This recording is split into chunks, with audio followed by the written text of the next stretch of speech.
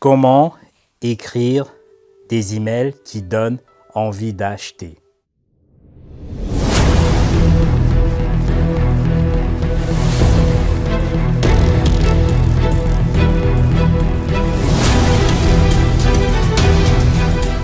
Quand il s'agit de rédiger un email à un ami ou à un collègue, là, il n'y a aucune difficulté particulière.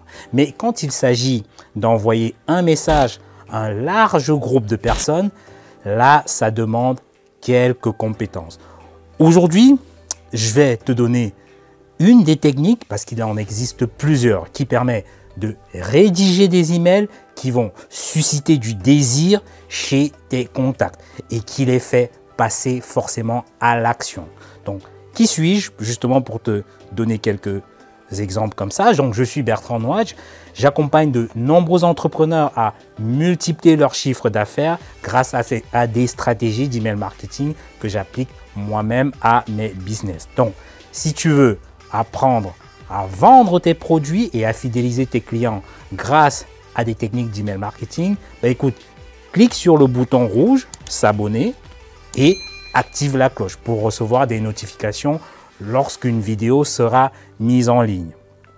Si par contre, tu veux qu'on se rencontre en face à face pour évoquer ton cas, écoute, clique sur le lien dans la barre de description en dessous de la vidéo et inscris-toi à ma prochaine conférence. Tu vas d'ailleurs rencontrer d'autres entrepreneurs avec qui tu pourras échanger et faire du business. Donc pour en revenir à notre sujet du jour qui est comment écrire des emails qui donnent envie d'acheter, il faut savoir que ton email, ton message doit avoir un seul objectif. Soit c'est un message juste pour transmettre une information, soit c'est un message de vente de ton produit, si tu as déjà un produit à vendre, soit c'est un message pour un sondage, par exemple, auprès de tes contacts. Donc, tu as plusieurs types de messages comme cela. Donc, j'ai moi-même fait l'erreur, il y a quelques années, de mélanger des messages de vente dans un email d'enquête de satisfaction ou de sondage, par exemple. Et ça a été souvent la catastrophe.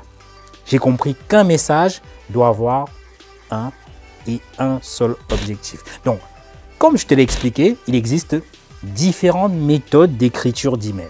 Mais la méthode que je vais te présenter dans cette vidéo, c'est la méthode dite AIDA. Car elle est simple, elle est accessible et elle est efficace. Donc, le A de AIDA, c'est pour attention. Oui, la première chose à faire, c'est d'attirer l'attention de ton lecteur. Il faut le surprendre. Dans le milieu de l'email marketing, ça signifie faire un titre tellement puissant pour que l'on ouvre ton mail. Car il faut savoir que tes contacts reçoivent plusieurs emails par jour venant d'autres personnes et il faut pouvoir sortir du lot. Donc, après que la personne ait ouvert ton mail, il faut maintenir l'attention par soit une photo ou une jolie histoire. Donc, c'est extrêmement important, c'est extrêmement puissant. Donc, ça, c'était pour la première phase qui est l'attention. La seconde phase, c'est le I. I, c'est pour intérêt. Donc, il faut susciter de l'intérêt chez le lecteur, de l'intérêt pour le produit ou le service que tu proposes, en expliquant le problème qu'il va résoudre. Tu sais, l'être humain est naturellement égoïste, c'est-à-dire qu'il se pose toujours la question de savoir mais quel est mon intérêt? Quelle valeur cela va m'apporter? Donc pour que tu comprennes mieux, moi ma fille de 5 ans, elle est en grande section de maternelle, c'est-à-dire qu'elle aime me suivre un petit peu partout où je vais. Mais puisqu'elle adore toutes les histoires de princesses, de reines, justement je me sers de ça pour développer son intérêt pour la lecture. Je lui dis que si elle apprend à lire vite, on pourra aller ensemble à la bibliothèque et lire tous les livres de princesses. Et ça la motive, car elle se rend compte que si elle apprend à lire vite, non seulement elle pourra m'accompagner à la bibliothèque, mais elle pourra également lire tous ces livres de princesses.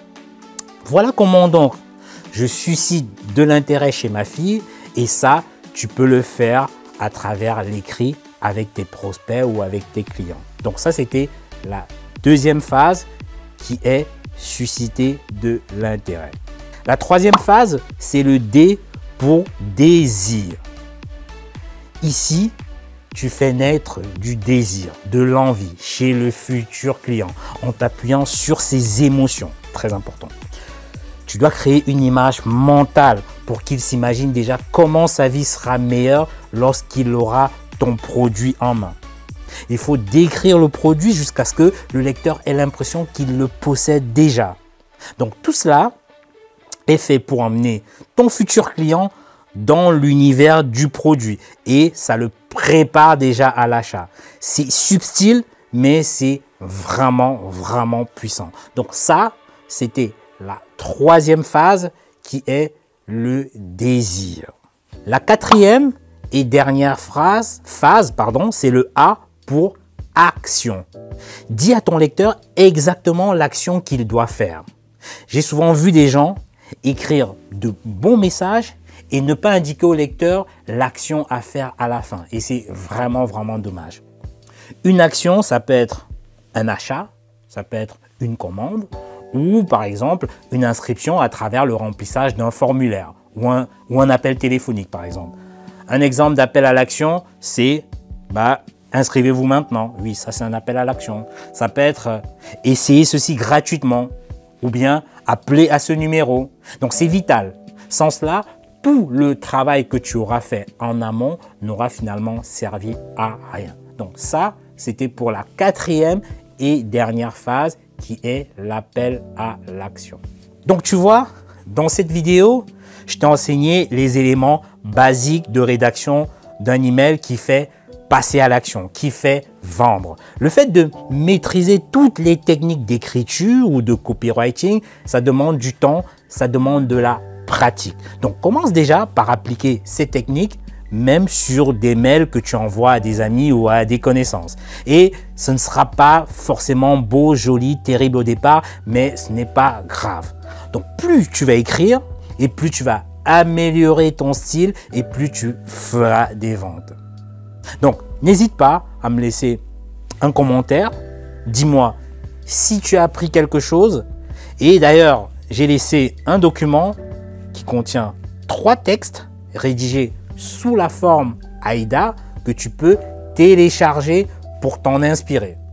Écoute, je te dis à bientôt et à la prochaine vidéo.